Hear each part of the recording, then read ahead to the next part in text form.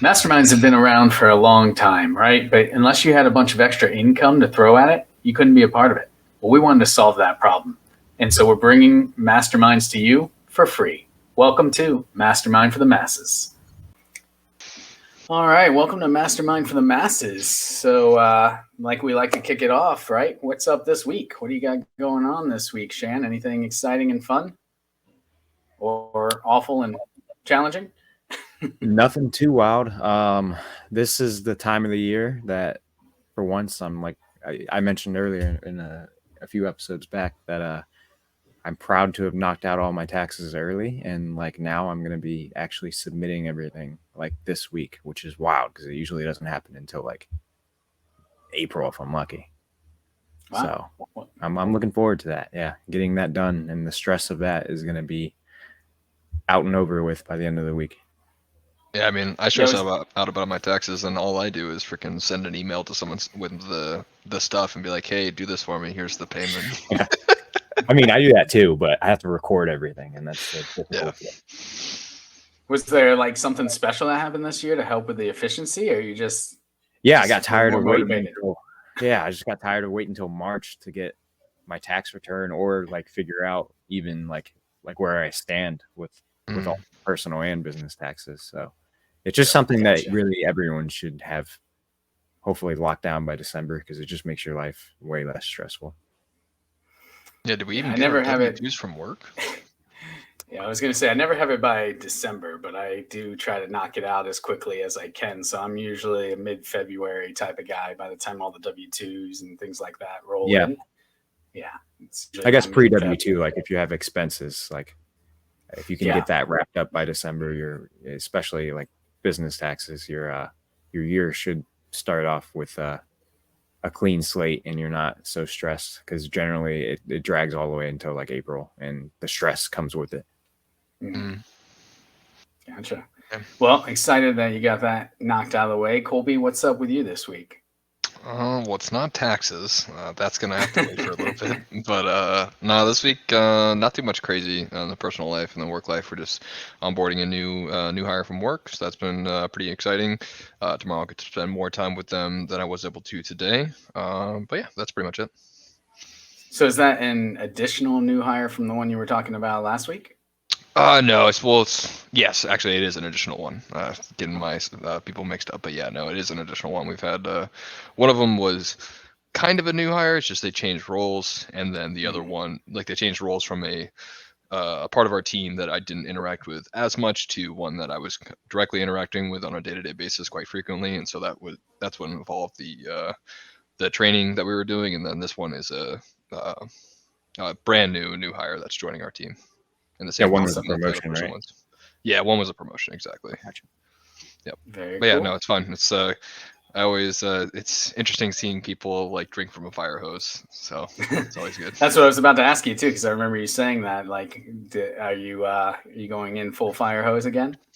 Yeah, I think so. The person that got hired on is actually friends with the other person that I was training, and so I picked the first guy's brain quite a bit and kind of like how, like to your advice, Josh, asking him how it went, what he liked, what he disliked, what he thought could be improved on. And so I'm using that feedback to use with the new guy. And so far, so good. We didn't get to spend a bunch of time today, but it's definitely still a pretty like fast-paced approach because that seemed to be suitable for the other person. And I think, like we kind of talked about last week, if someone's very eager and interested and they want to fast track their learning, it's very valuable to have someone who is going to explain everything in really high detail and as much as possible and try to fast track it. And then if they need to ask questions or follow up on something later, or maybe, reiterates on something later on, that's fine, but just go full blast to start with and then adjust as needed. But yeah, so that's the plan right now, and then a few tweaks and additions made based off of the previous guy's feedback. So yeah, should be exciting. Cool. Well, I don't have taxes or new hire excitement this week, but for some reason, and I don't do this often, but I seem to have kind of ventured into a weird culinary area. Decided to make homemade Alfredo tonight. So that was a new experience, but I got to give credit to the local grocery store I went to for not having Alfredo sauce.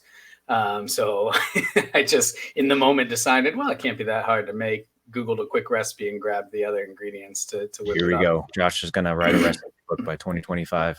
Well, I was motivated by Colby's analogy from episode 1. So just a throwback there. If you haven't listened to episode 1, a recipe for collaborative success, you should head back and hear that. But tomorrow I'm pretty excited because I've been trying to brew my own like homemade wine. And the second part of that phase starts. So it's just a little culinary journey over here. So we'll see how that comes out. But that's cool. Yeah, it's always exciting to try something new out, right? But Colby and I were talking earlier too, and I know sometimes it can also create quite a bit of anxiety to try new and different things as well. Yeah. And Colby, I mean, I'm just going to turn it over to you, man, because you said you wanted to talk a little bit about this tonight, and I thought, what better way than to have you kick it off? Yeah, no, absolutely, yeah. So today's topic is actually fueled by how I felt this past Sunday. So it really revolves around, you have a lot to do the following day. Maybe I think in this case, it was coming back from a weekend. It was that Monday, and there was a ton on my plate to do. And all I could think about was how much I had to do, the time. It was very time sensitive items too. Like I didn't even have the full day to do the list that I had. And it felt like I had too much on that list to begin with. And just basically like dreading going in to complete it. Basically, I just was like super worried, super anxious about everything, and it's not normally how I feel at work. It was a very rare situation, but I remember thinking to myself, like, man, like I wouldn't recommend anyone feel this way, right? Like I'm sure we have all felt that way, but I would never recommend like having that be a consistent feeling. And it got me thinking about what would be the tools you could deploy to reduce anxiety, maybe how to approach that type of difficult situation coming into work. So that's what I kind of wanted to explore, really, because like I guess for me, there was basically, like I said, there was just a lot of time sensitive items all at once at the very beginning of the day that needed to get done, and didn't feel like I basically had enough hands to accomplish the task. And it was impacting my personal life just because I was having a hard time focusing, just enjoying the rest of my night, just thinking about what I had to do. So I was just kind of curious, what if you guys feel that way? How regularly do you feel that, and what do you try to do to deal with it, I guess? I mean, I think everybody occasionally feels that way, right? I mean, there's always going to be those moments where you get overloaded. Before I dive into answering your question, though, I am just curious, were you able to get everything accomplished, or did you have to like push some things back a few days? So kind of what ended up happening is, one, I had someone who did a tremendous job helping me out. There was someone on the team who took one of the tasks pretty much off my plate. Some of it will be wrapped up tomorrow, and I'll help out with that. But they were able to pretty much take that off my plate, so I didn't have to worry about it at all today. One of them, it just ended up needed to be done later than was expected. I mean, ideally wanted to have it done before lunch, and it didn't really get a lot of the stuff done till like 2 and 2:30. And then the other item, another team member was able to kind of like pivot and relieve some of the pressure. It still ended up happening towards the tail end of the day, even though it would have been nice to continue to do some of the other things I was doing. So there were other items that also came into play that I wasn't expecting. Like we had 2 people out, and I ended up having to take on a lot more extra work that I wasn't expecting to that day either. So it was kind of a mix of, thank God I got the help, and also if I didn't get the help, it would have been even worse than I had originally anticipated because of those circumstances that popped up. So I hear all of that, and not to negate anything, but it's like, hey, you're still here, right? So even with everything being so tasked and overworked and just stretched thin, which sometimes happens. There's only so many hours in a day, and I tell my kids this all the time, but it's really, if you did your best, that's all you can really expect of yourself, because you couldn't have done more. And I know you and your personality and your drive, so I have no doubt that you gave it your all and did your best at it. So, I guess my initial approach to that anxiety is a lot of it's around mindset, right?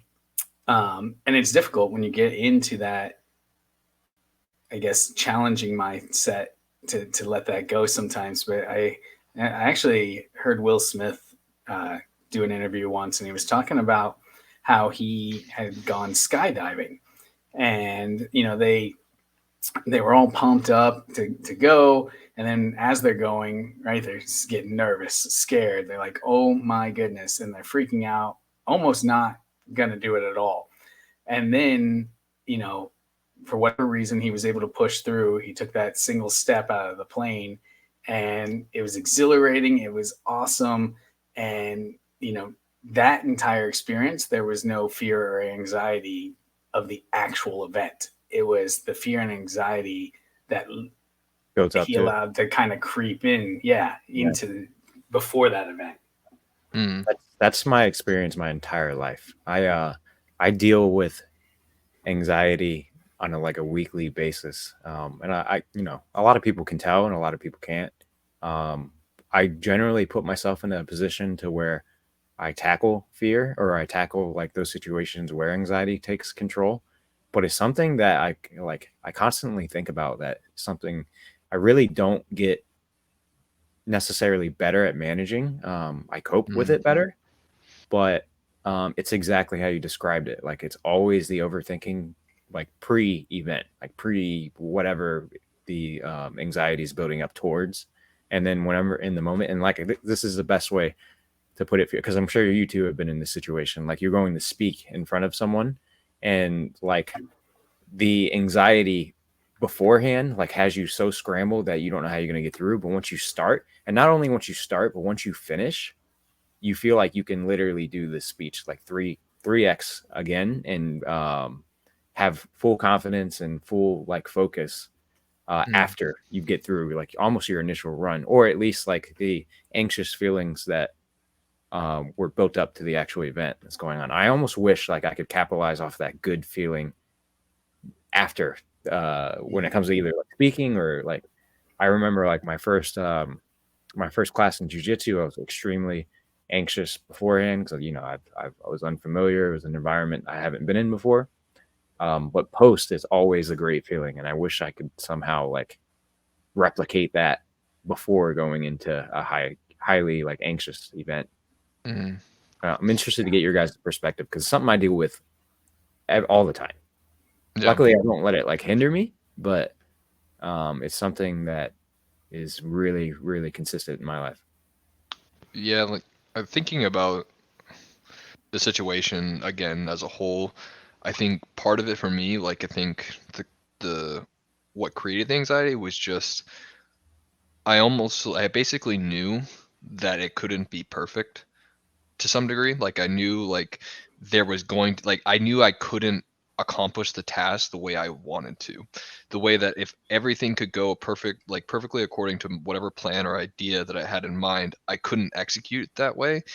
And I think part of it's like a bit of anger that you're in that situation to begin with, and also the fact that you're now in a position where it's like you don't want this but you still have to go do it anyway. And it's like I just had a hard time accepting that reality, and I was like just had that fear of embracing it and just living with it and just knowing that like you'll get through it, to Josh's point, and I did get through it. And it definitely wasn't fun during the process. Like it's not like I went through and I was like, oh, this is great. It's like, no, it was a pretty stressful day. Never is. Like, not gonna lie, it was a very stressful day. But I had the confidence that I could get through it. It's just I had that problem accepting and then just embracing it and just realizing that it just is what it is. Like this is what happens, and I gotta make the best of it, sort of thing. And I think that was really the crux of it. Was just that fear of just embracing.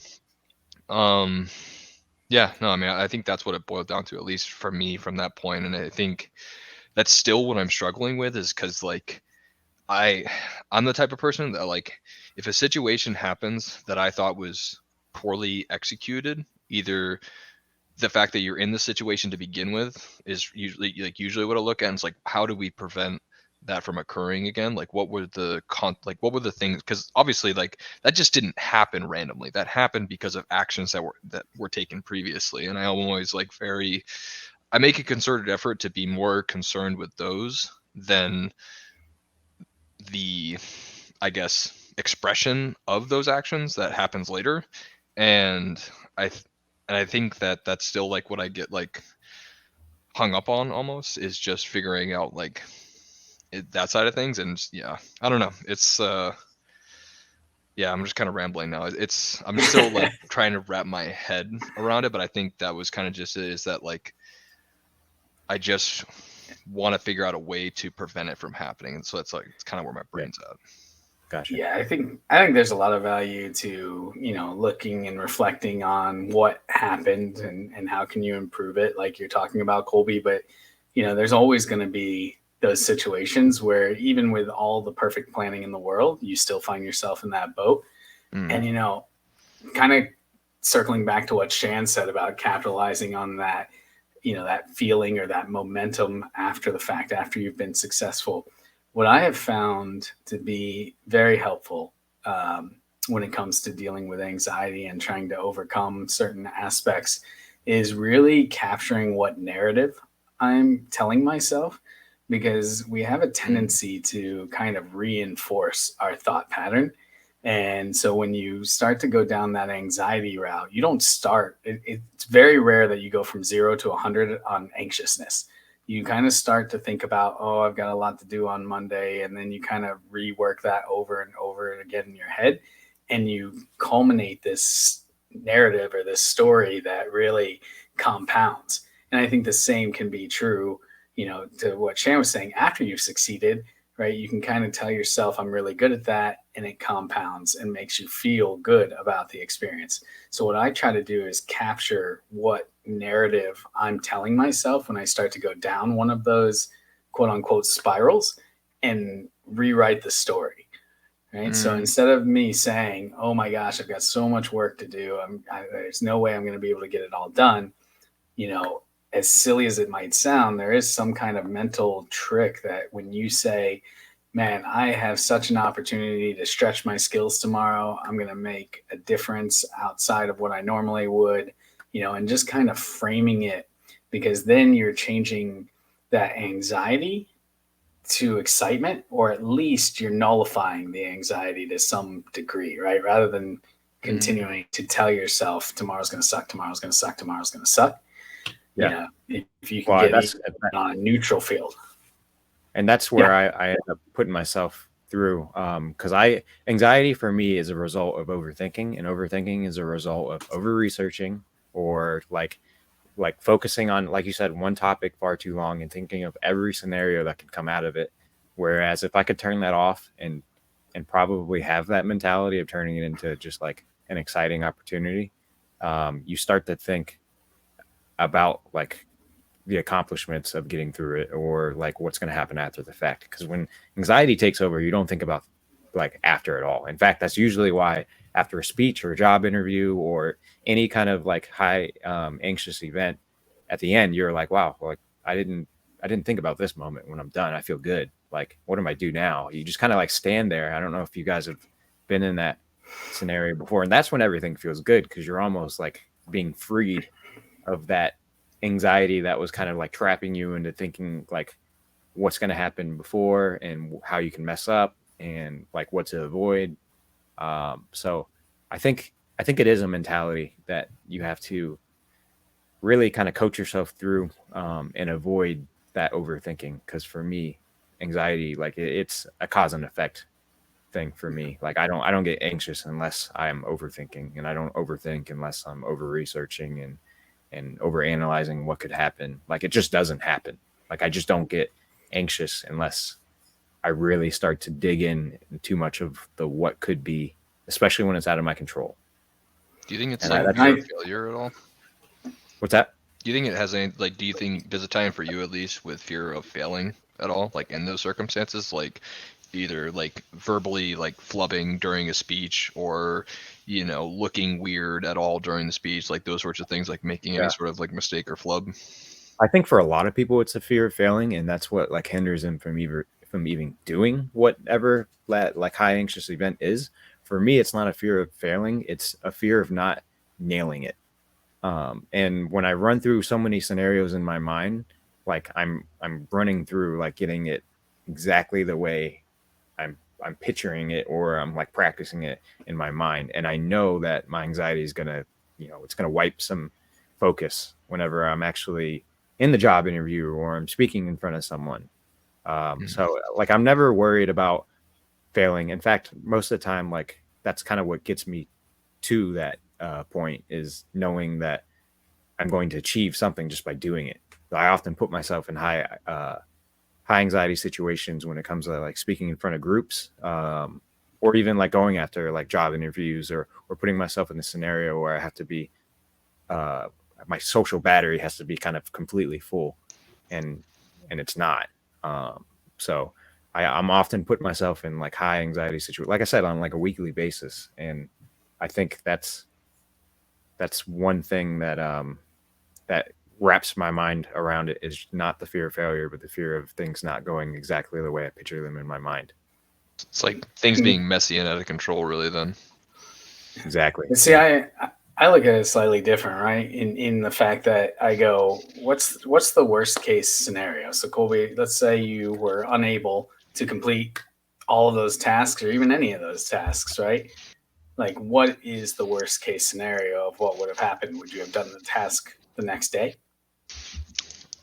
So I think for me, it's actually not. I think what led to it is it wasn't personal repercussions. It was actually, I knew that if I didn't complete what I wanted to do, that I would actually have negative repercussions for the rest of my team.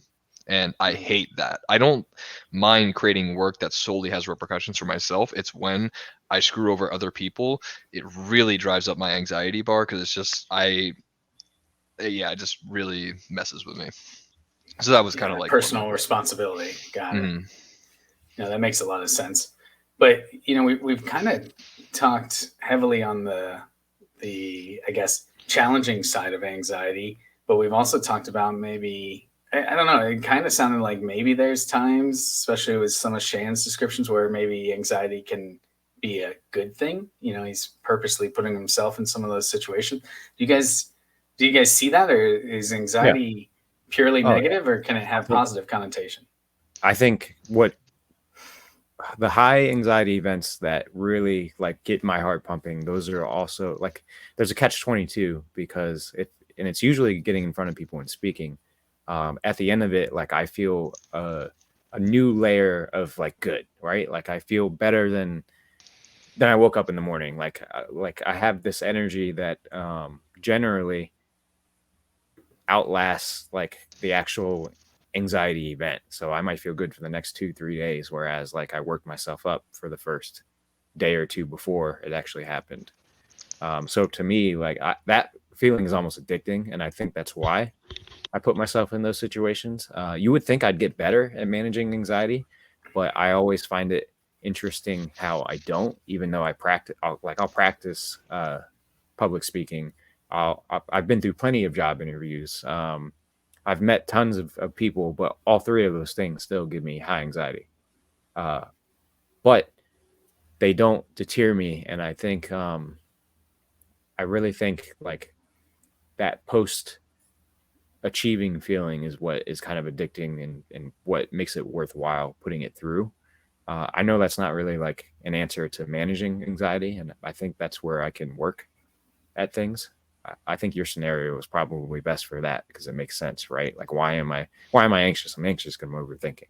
I'm overthinking because I'm thinking that the situation could be bombed versus treating it like an opportunity. Yeah, I wouldn't even. I think like for me, I wouldn't ever view it as good and bad sides to anxiety necessarily, because I think it's just a consequence of you increasing the importance of a situation or an event in your mind, and then that generates it, in my opinion. Like it's Yeah. all tied to like it being a big deal to you, because if it wasn't a big deal, you wouldn't give a shit. Right. Yeah. At the end of the day, you just wouldn't care. And so it's, to me, it's just a consequence. Like it's going to happen. I don't actually think it's something that you can wish away or work away. I think it's just you have tools at dealing with whatever you're left with after like you decide to do something or you have to do something. And so I wouldn't ever like I never think to myself I need to expect this to go away. And that's probably, I don't know if you think that like there's something wrong with you if you like have anxiety. If I don't know if that's the way you see it, Shan, or maybe some other people do, I'm not sure, but I don't think it's like that. I think it's just some people have really helpful and useful tools for dealing with it in productive ways that help them continue to be successful in their life regardless of how much importance they assign to a specific thing. And some people don't, and some people, if they don't have the tools, it just overwhelms them, because like that is the consequence of anxiety, is that it can really overwhelm you. If you don't have something to deal with it, it can cripple any call to action that you may have. Yeah. Yeah. And that's pretty much it. I think the issue at hand most of the time is you see a lot of people manage anxiety fine and they'll get in front of crowds and it seems like it doesn't even like hinder or bother them one bit. But then you're to your point, if they weren't anxious or just a bit nervous about the event, would they really even care about it? Because in reality, like the only reason anxiety exists is because, again, like to me, you're not overanalyzing, but you're putting high amount of thought on a specific topic or an event that is obviously important to you. Because if it wasn't important, you'd just walk up there and you'd say what you got to say, and there wouldn't be a lot of passion behind it. Yeah. So it kind of goes hand in hand. It's just when you see someone who manages their anxiety well, you start to question yourself. Like, am I not good at this? Or maybe people are watching me now and they're like, what is he talking about? He has anxiety. Like, or they see me get in front of someone, and I doubt it because you can usually tell, but that maybe they see me get in front of someone and they're like, yeah, you're definitely overthinking it because you come off normal. Well, yeah, I mean, I think you hit on a strong point there, right? What we see from people is not always what's going on in people either. There's been plenty of people, as you guys know, I do some public speaking, and I've been with people that are super anxious right before going on stage, and then they crush it, and you'd have no idea. So there's just a certain way of maybe forcing yourself through that initial piece, because I think you do get a little more comfortable once you're actually in it, because now there's no turning back, right? I used to joke about, to kind of throw it back to skydiving for a second, you only really have to be brave enough to take one step. I mean, after that, you're committed. I mean, so it's overcoming that anxiety for a split second. And a lot of times that's where you're at. But I just want to encourage people, and I know this is definitely around how we can cope with it, but not everything has to be an internal coping mechanism either, right? I've known a lot of people in my life, including myself, that have had anxiety challenges and, have, either talked with somebody or, gotten some medication if need be. There are resources out there to also help with coping. So I just want to make sure that, we make it clear that there's no fault in, seeking something outside of yourself also to really help with that, if that's what you need. Like, it's not a fail on anyone's part to need external assistance. In fact, that's what this whole thing is about, right? If we all had everything figured out, we wouldn't even need a mastermind, to be able to bounce ideas off of each other and glean from each other's insights. And sometimes that takes the course of, actual medical professional or anything like that can really help with anxiety also. So there's your internal coping mechanisms, but there's also a lot of resources out there for folks that, are struggling with it even more so. Absolutely. Do you guys have any, with that being said, Josh, do you guys have any like personal hacks that you kind of use going up before like a highly anxious event, whether it be speaking in front of people or anything? Yeah. Like, do you do anything specific that always kind of helps you calm your nerves or gains your focus? I have one thing that sometimes causes me more anxiety, but it also helps. But I'll just make a fool out of myself real quick to make it easy, right? But body language has a massive amount to do with your level of confidence. And years ago, I mean, I don't know, maybe 15 years ago at this point, I read about the fact that if you just, stand in one of these poses for with your arms out and, really just like larger than life for, a minute or two before you go on stage, or before you go in front of a crowd or whatever the case may be, there is something about this pose that makes you not be able to not feel confident. And I know you guys are smiling and smirking and laughing, I'm but gonna give try it a it out. shot. Give Yeah, it I a believe you. shot. It's just funny to watch you do it. I know, right? So that's why I say sometimes it might create a little more anxiety. I'm just in the middle of a room with a bunch of people around. I'm like, what are you doing? I'm just I'm getting ready. manifesting. That's what you should say. I'm manifesting. Yeah. But there is something about that posture, you can go into, whether it's like a yoga principle or I don't know exactly where it comes from, but definitely tried that. And that has been super helpful to get the adrenaline going to kind of overcome those nerves. And then again, for me, my biggest go-to is really that narrative. If you can catch yourself in that narrative, the sooner you can catch it, the less you have to do to kind of come back from it. And I think that's come from years of practice. In the past, it might have taken me a long time to notice it. Now I've said it twice. I'm like, hold on, that's not the narrative I want to have. Even before I get out of bed, I might wake up in kind of a funk, like we all do sometimes, and I try to rewrite. Okay, this is actually going to be a great day. This is the low point of the day. It's only going to get better. Now that's not always true, but I do try to frame it in a way that allows my brain and I guess my body to be ready to have the best chance at success as possible. What about you Colby, guys? do you have any weird hacks for handling So anxiety? I can't say I have any physical hacks like Josh, although I'm 100% going to try that the next time I have to like go in front of a crowd because that sounds cool. No, for me it's a couple of things, and I think both of which I just failed to do in this situation looking back on it. But the first thing that I've learned about myself is my anxiety is reduced by having the knowledge, or I guess the skills going into the thing I'm about to do. So for example, like if I'm going to come into work and train someone, I want to have a rough game plan in my head already that I don't even need to write down. I just know it, of the biggest things that I want to accomplish, like big picture. This is what the goals are. Boom, bing, bam, boom.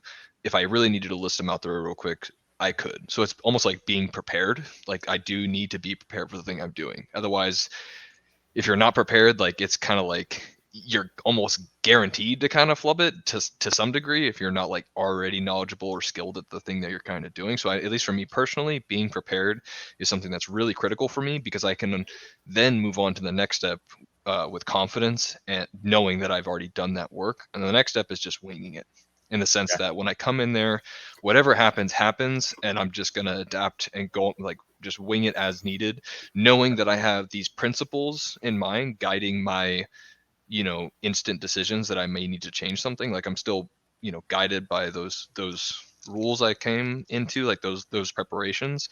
But then, yeah, it's just like, I can't control any of the shit that's going on, like sometimes. So I'm just going to have to deal with whatever comes up. And knowing that, and also I would say probably the third thing is just expecting some level of failure or flubbiness in whatever I'm doing, and just being like, you're gonna look like a fool sometimes. It's okay. It's okay to not be perfect. It's okay to not be great. It's okay to stretch your hands out like that before a thing. And I think that's just, treating yourself as a person. Like, wouldn't you give that sort of grace to everyone else, that you interacted with, to expect them to do like that? It's like, yeah, it's funny. If I did something really stupid on stage in front of a bunch of people, it's like, yeah, just laugh it off in front of the stage and move on. Like, don't make a big deal out of it.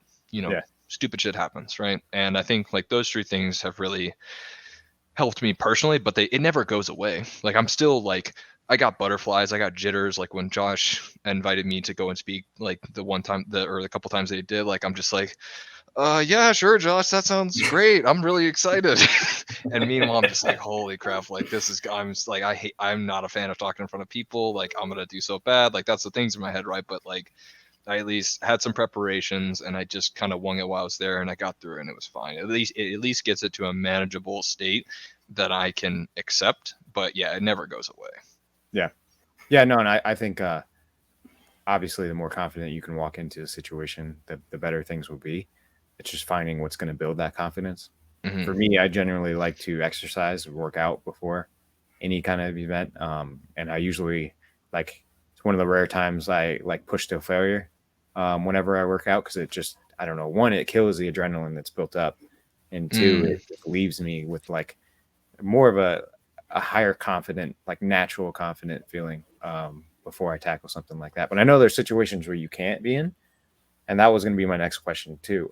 Not really a question, but like, have you guys ever put yourself in the situation to where you know you're going to either speak in front of someone or do something that's high anxiety, that you know you don't have a ton of time prepared for, so you try to put yourself in the mentality to where I'm not even going to think about it until the event happens. And sometimes, I know that sounds crazy, sometimes that works really well for me, because I think the reason it works well for me is I don't jump into the overthinking mindset, because I don't even give myself a chance to overthink. Because I just say, I'm going to get up and talk in front of people, but I'm not going to prep at all because it's tomorrow. I'm just going to wing it. And then I'm going to wing it like as hard as I can and as like comfortably as I can. Have you guys ever been put in that situation? 100%.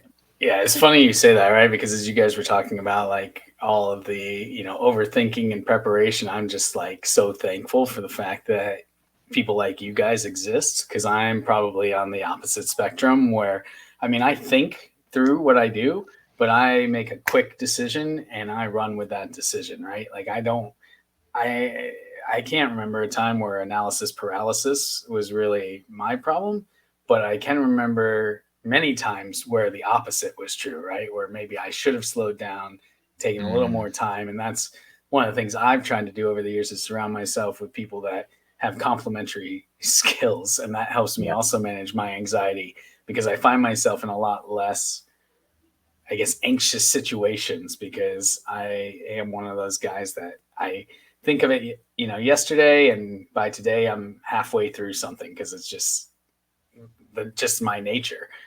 So have I ever found myself in a situation where I kind of just had to get up and wing it?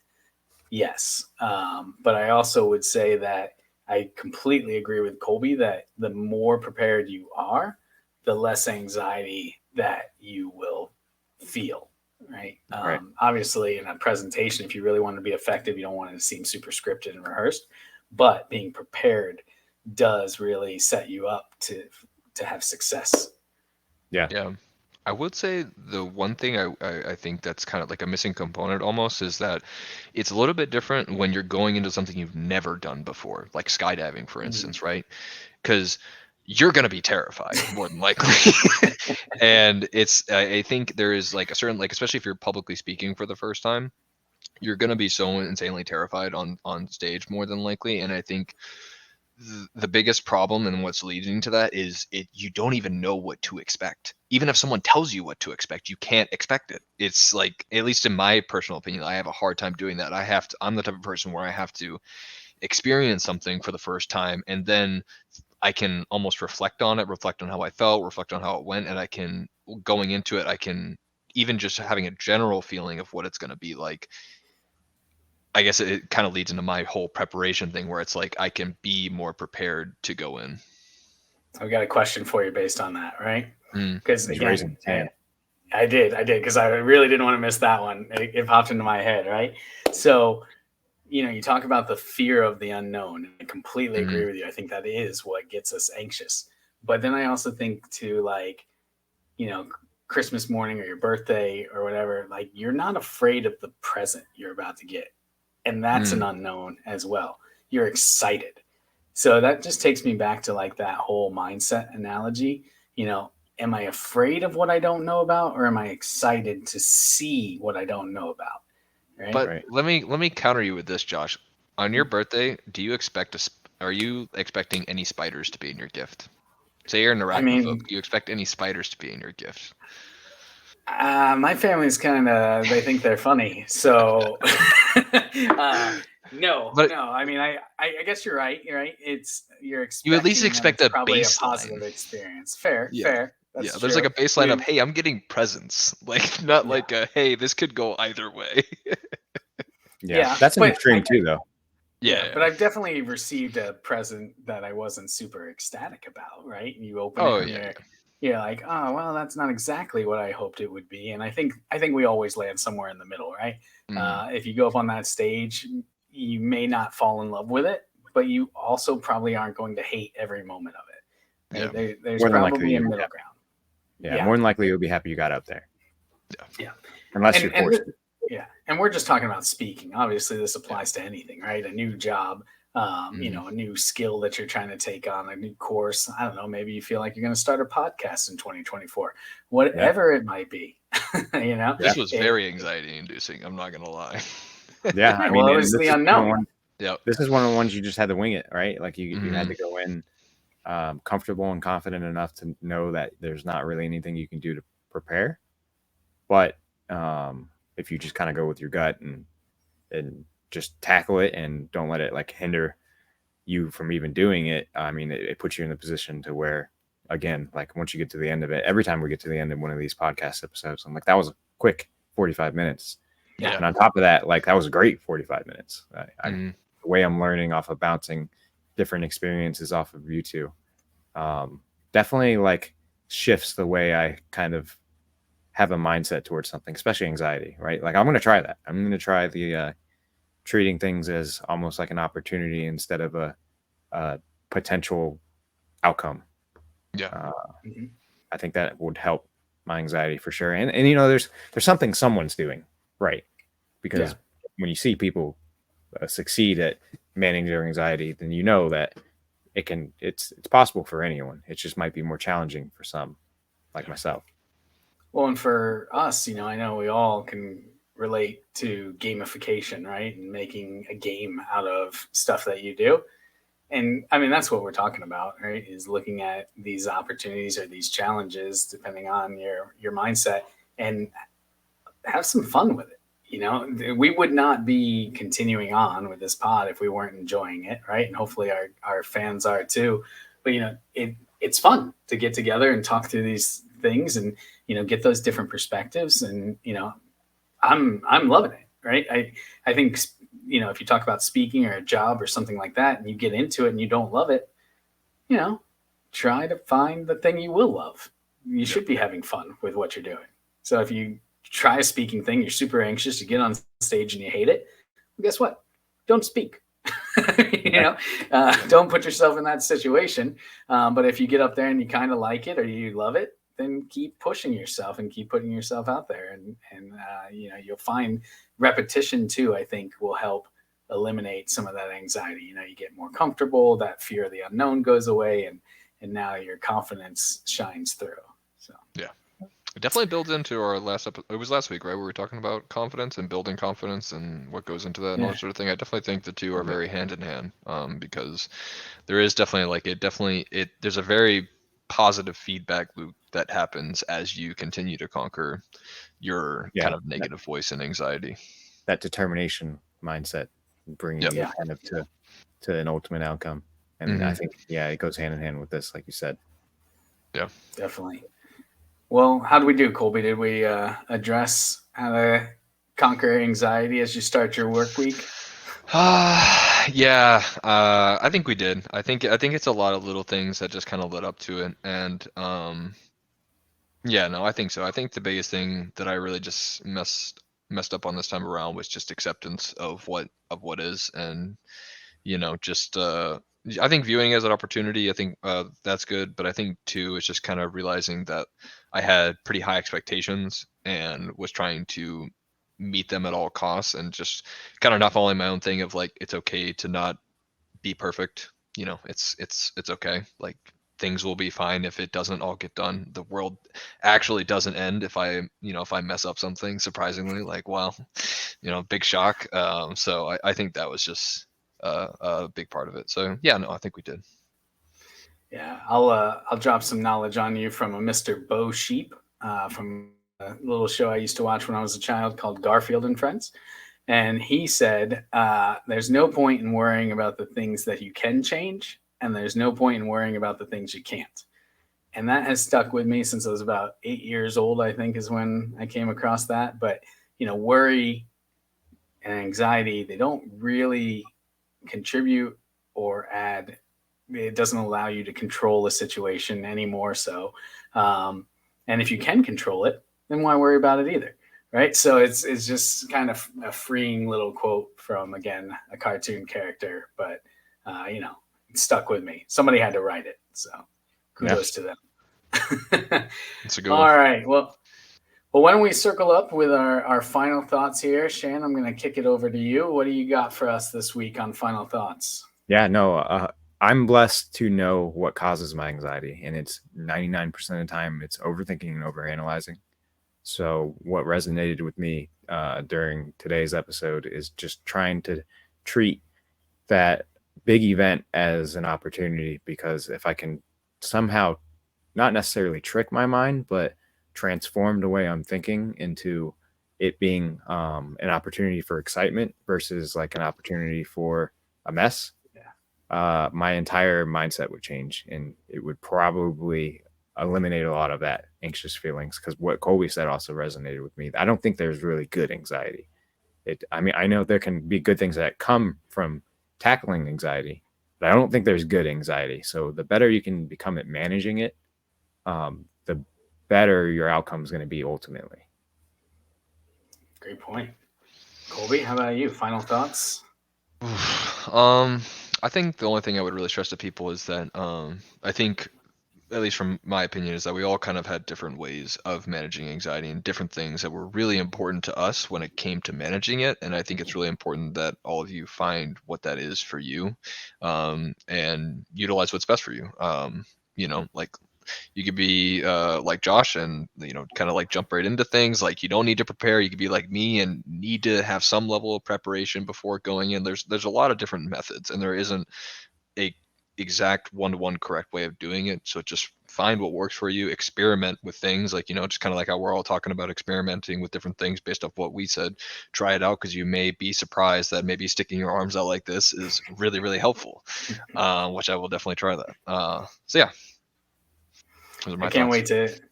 wait to hear how the arm sticking out thing Fake goes yawn. for you guys. Yeah, exactly. You gotta keep it out there for like a minute though, for it to really So I'll take set a effect. timer. So it's like a really long yawn. No, one of the things that resonated with me is kind of my final thought here was, we use the word fail or failure a lot during this pod, and when we're talking about anxiety and how we were afraid to fail.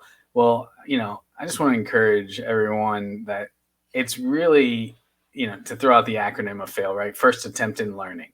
So it really, I got the eye roll from Colby. I love it. But No, I was thinking about it. I haven't heard that before. but it's not really a fail until you quit. I was helping my 14-year-old son yesterday. We were swapping out a fan in his room. And of course, the screws that were attaching the fan to the ceiling, I don't know why, but instantly they stripped, right? When I was pulling them out, not the ones going in, I was replacing the fan. So I was stuck with two screws that were barely there. And I think between a wrench and pliers and about every tool that I could find, spent maybe 2 hours getting two screws out of the ceiling. But it happened. And, he even asked me, and I said, it's not failing until we quit. And so I just didn't quit. And he was right there with me the entire time, and we got that fan up. So, even if you're anxious about it, even if you're feeling the challenges of life, kind of what Colby said in one of our previous podcasts, I think it was last week, sometimes you just need to dig down deep and find the way to endure and, kind of push through it, because at the end of the day, again, things will continue. Things will be okay. If not tomorrow, then possibly the next day. It'll always somehow wind up being okay in the long run. So don't let anxiety control you. Take control of it, and you will be successful. But that's it for this week's Mastermind of the Masses. Remember to please subscribe and tell your friends. We'd love to get the word out about this show and help other people. And as always, we'd love to get your comments below. so that we can actually address your concerns. And hopefully you'll join us next week. We're going to try something a little bit different and actually bring on a fourth live guest. So look forward to that. And we will see you next week on Mastermind for the Masses. So long.